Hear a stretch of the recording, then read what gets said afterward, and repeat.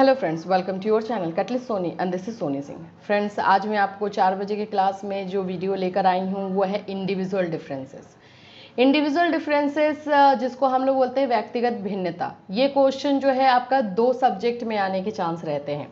कहीं कहीं पे ये चाइल्डहुड में पूछता है तो कहीं कहीं पे लर्निंग एंड टीचिंग में, क्योंकि पढ़ाने का जो तरीका होता है चाइल्डहुड में इसलिए पूछता है क्योंकि हमें बच्चों के बारे में जानना होता है। हर बच्चा एक दूसरे से अलग है, इसलिए उसमें जाता है। और लर्निंग एंड टीचिंग में इसलिए पूछता है क्योंकि हमें पढ़ाने का तरीका पता चलता है कि किस विधि और कौन से मेथड के थ्रू जो है हम लोग बच्चों के इंडिविजुअल डिफरेंसेस को पहचान करके पढ़ा सकते हैं। तो इसीलिए ये दोनों सब्जेक्ट के लिए इम्पॉर्टेंट है।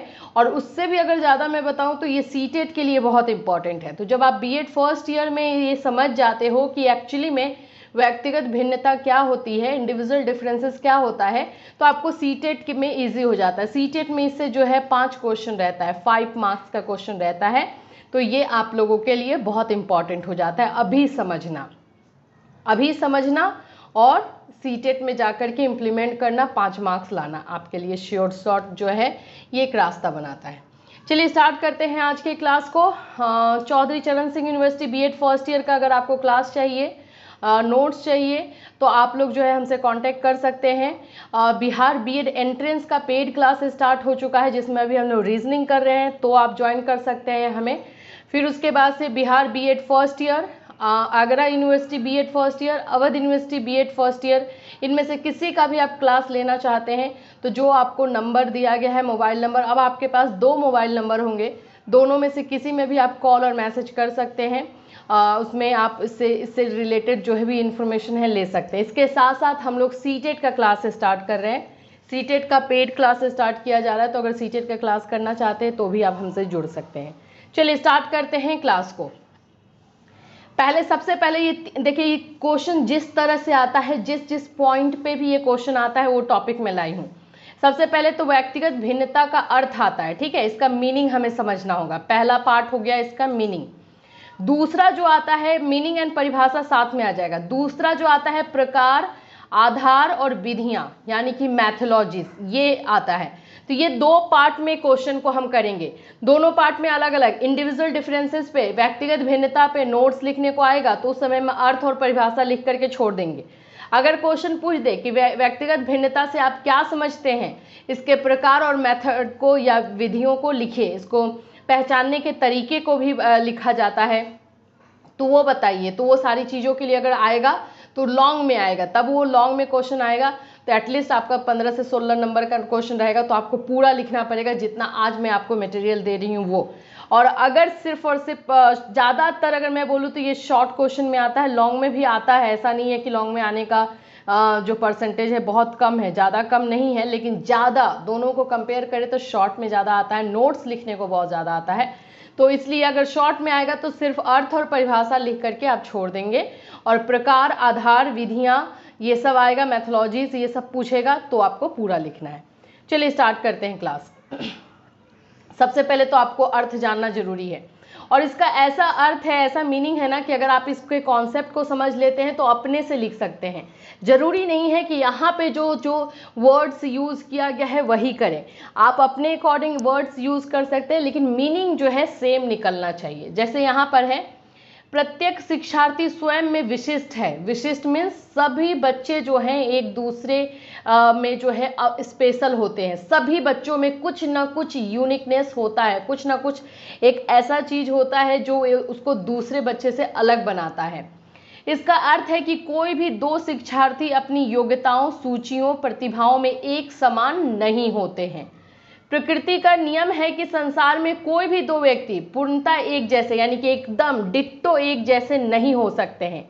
यहाँ तक कि जुड़वां बच्चों में भी कई समानताएं के बावजूद कई अन्य प्रकार की भिन्नताएं दिखाई पड़ती हैं। ये एकदम आपने यहाँ पढ़ लिया कि क्या क्या एग्जाम्पल में जुड़वां बच्चों का एग्जाम्पल दिया गया है, और ये भी बता दिया गया है कि ये नेचर का जो है रूल है कि कभी भी एक बच्चा पूरी तरीके से दूसरे बच्चे के जैसा नहीं हो सकता है। एक यूनिवर्सल फैक्ट बता दिया गया, एक आपको एग्जाम्पल जुड़वा बच्चे का ट्विंस का एग्जाम्पल दे दिया गया, और एक में ये बता दिया गया कि हर एक बच्चा जो है एक दूसरे से अलग होता ही होता है। समझे? ये इस तरह से तीन मेन टॉपिक को, मेन पॉइंट को लेकर एक्सप्लेन कर दिया गया। बस अब वर्ड्स आप अपने से सिलेक्ट कर सकते हो। जुड़वा बच्चे शक्ल सूरत से तो हुबहू एक जैसे दिख सकते हैं, किंतु उनके स्वभाव, अब आप लोग बोलोगे नहीं मैम जुड़वा बच्चे तो एक ही जैसे होते हैं, एक को चोट लगता है तो दूसरे को फील होता है। ये हो सकता है, आपको क्या बताया जा रहा है, पूर्ण रूप से एक नहीं हो सकते, कंप्लीटली जो है डिट्टो, जो हम लोग बोलते हैं कि एक जैसे हैं, वैसा नहीं होता है। शक्ल सूरत में हो सकते हैं, बट स्वभाव में जो उनका बिहेवियर होगा, या फिर बुद्धि होगी, या शारीरिक मानसिक क्षमता होगी, इसमें अलग होंगे ही होंगे। ये हैंस प्रूव्ड है, इसमें कोई भी डाउट नहीं है। भिन्न भिन्न व्यक्तियों में इस प्रकार की भिन्नताओं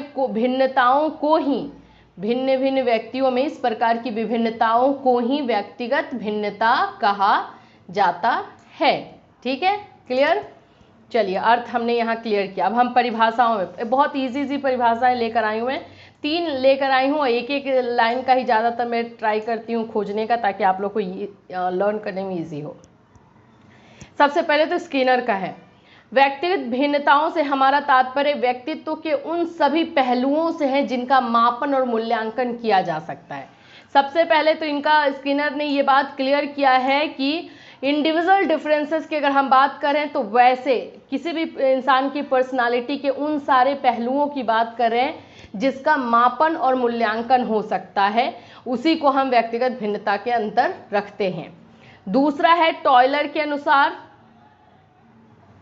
टॉयलर ने क्या बोला है, इनके अनुसार शरीर के रूप, आकार, कार्य, गति, बुद्धि, ज्ञान, जो चीजें यहाँ पे स्किनर ने बोली है कि जिनका मापन मूल्यांकन हो सकता है, इन 2 शब्दों के थ्रू इन्होंने बोलने का ट्राई किया है। यहाँ पर टॉयलर ने उसको एक्सप्लेन कर दिया है, बस यही है। शरीर के रंग, रूप, आकार, कार्य, गति, बुद्धि, ज्ञान, उपलब्धि, रुचि, अभिरुचि आदि लक्षणों में पाई जाने वाली भिन्नता को व्यक्तिगत भिन्नता कहा जाता है या कहते हैं। समझ में आया इन दोनों में डिफरेंस? ये मापन मूल्यांकन में पूरा कवर कर गए, और इन्होंने पूरा जो है एक एक वर्ड करके लिख दिया है, मीनिंग दोनों का सेम है। जेम्स ड्रेवर ने क्या बोला है, इनका थोड़ा सा अलग है, कोई व्यक्ति अपने समूह के शारीरिक तथा मानसिक गुणों के औसत से जितनी भिन्नता रखता है उसे व्यक्तिगत भिन्नता कहते हैं। इन्होंने कवर किया 2 वर्ड शारीरिक और मानसिक को लेकर के, लेकिन भिन्नताएं तो होती है, तभी तो व्यक्तिगत भिन्नताएं कहलाएगी। अब यहाँ पर जो क्वेश्चन यहाँ पे है, आधार पूछ सकता है कि इसका आधार क्या है, व्यक्तिगत भिन्नता के किस बेस पे हम ज़्यादातर फोर्स करते हैं। तो ऐसे तो आधार बहुत सारे हैं, लेकिन जो 2 मेन है, 2 जो मुख्य आधार हैं, जैसे ये अगर ऑब्जेक्टिव में क्वेश्चन आ जाता है कि व्यक्तिगत भिन्नता के आधार हैं और डैश रहे, तो आपको लिखना होगा वंशानुक्रम और पर्यावरण। इंडिविजुअल डिफरेंसेस के 2 मेन बेस और जो प्रमुख कारण जिसको हम मानते हैं वो होता है वंशानुक्रम और पर्यावरण। ठीक है, एक एक को एक्सप्लेन कर लेते हैं। माता पिता व अन्य पूर्वजों से संतान को प्राप्त होने वाले गुण वंशानुक्रम कहलाते हैं। इन्हीं के कारण प्रत्येक मनुष्य में विभिन्नता और समानता भी दिखाई देती है। मतलब बायोलॉजिकल, सभी के पेरेंट्स अलग हैं, उनके जो है पूर्वज अलग हैं, तो उसकी वजह से ये इंडिविजुअल डिफरेंसेस दिखता है। और दूसरा, हर किसी का जो है इन्वायरमेंट अलग है, पर्यावरण अलग है, उसके घर का माहौल अलग है, उसकी सोसाइटी अलग है, तो उसकी वजह से असर होता है। मानव विकास में पर्यावरण का बड़ा महत्वपूर्ण है, स्थान बहुत महत्वपूर्ण है। पर्यावरण में सभी तत्व आते हैं जो मानव विकास और उसके संबंधों को प्रभावित करते हैं। तो ठीक है, 2 हो गया, वंशानुक्रम और पर्यावरण ही जो है आधार है, बेस है, जिसके आधार पर बच्चों में व्यक्तिगत विभिन्नता, इंडिविजुअल डिफरेंसेस जो है पाई जाती है।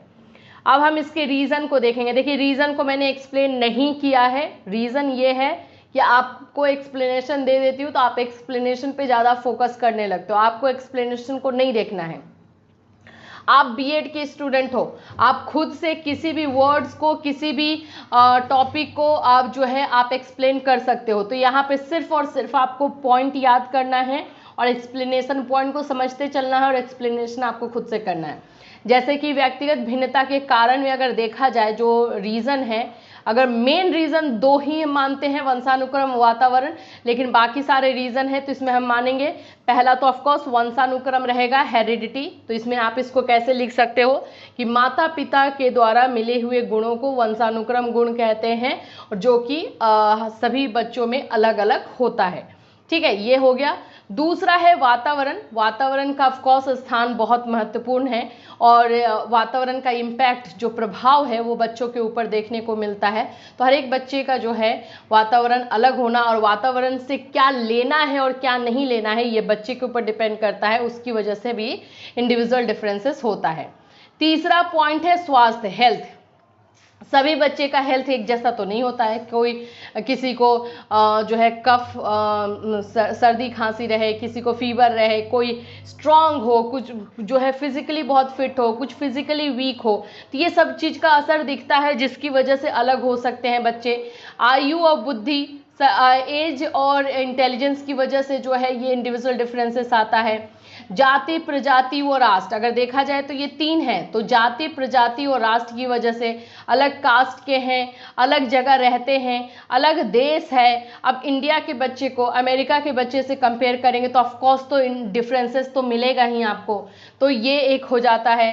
फिर शिक्षा और आर्थिक स्तर, अब उनके घर का एजुकेशन लेवल क्या है, उनकी इकोनॉमिक कंडीशन क्या है, उसकी वजह से इंडिविजुअल डिफरेंसेस दिखता है। लिंग भेद, लड़के लड़कियों में बहुत ज़्यादा भेद किया जाता है या फिर थोड़ा बहुत भी अंतर तो हमारे समाज के थ्रू हो ही जाता है, तो उसकी वजह से दिखता है। पृष्ठभूमि, जहाँ से वो जन्म लिए हैं वहाँ का उनका जो जन्मभूमि है वो कैसा है। परिपक्वता, मैच्योरिटी, बच्चों में कुछ बच्चों में मैच्योरिटी जल्दी आ जाती है, कुछ में टाइम से आती है, कुछ में लेट से होता है, तो इसकी वजह से जो डिफरेंसेस दिखता है। तो ये 9 पॉइंट्स मैंने लिखा है व्यक्तिगत भिन्नता के। इसके अलावा भी बहुत सारे हैं, अगर मैं बोलूँ तो इसके अलावा भी बहुत सारे हैं, जिसमें से आप सामाजिक कारण लिख सकते हैं, संवेगात्मक कारण लिख सकते हैं, बच्चे जिस समाज में रहते हैं उस समाज के अकॉर्डिंग होता है, सोसाइटी के अकॉर्डिंग होता है, पारिवारिक कारण लिख सकते हैं। तो इस तरह से कारण बहुत सारे हो जाते हैं। पॉइंट आपको बस याद करना है और पॉइंट को एक्सप्लेन कर देना है, दिमाग में आपको पॉइंट रखना है, एक्सप्लेनेशन नहीं। ठीक है, नेक्स्ट हमारा है व्यक्तिगत भिन्नता के प्रकार। ये जो व्यक्तिगत भिन्नता है वो कितने टाइप्स के हैं, तो देखिए शारीरिक विकास, तो सबसे पहला तो होता है फिजिकली जो डिफरेंसेस होता है, किन्हीं का हाइट कम होता है, कोई लंबे होते हैं, कोई छोटे हैं, कोई एवरेज हाइट के हैं, कोई जो है हेल्दी हैं, कोई पतले हैं, इस तरह का होता है। तो फिजिकली जो है डिफरेंसेस देखने को मिलता है। मानसिक विकास में व्यक्तिगत भिन्नता वही है इंटेलिजेंस, बुद्धि के तौर पे, किसी बच्चे का जो बुद्धि मानसिक तौर पे वो काफ़ी स्ट्रांग होता है, कोई थोड़ा वीक होता है, कोई एकदम ही वीक होता है, कितना भी सिखा लीजिए वो नहीं सीखेगा, कोई जो है एवरेज होता है, तो ये मानसिक भिन्नता पाई जाती है। फिर है सांवेगिक विकास में व्यक्तिगत भिन्नता, मतलब कि उसके इमोशनली जो है वो अलग होता है। तो ये सारे जो हैं व्यक्तिगत भिन्नता के प्रकार हैं।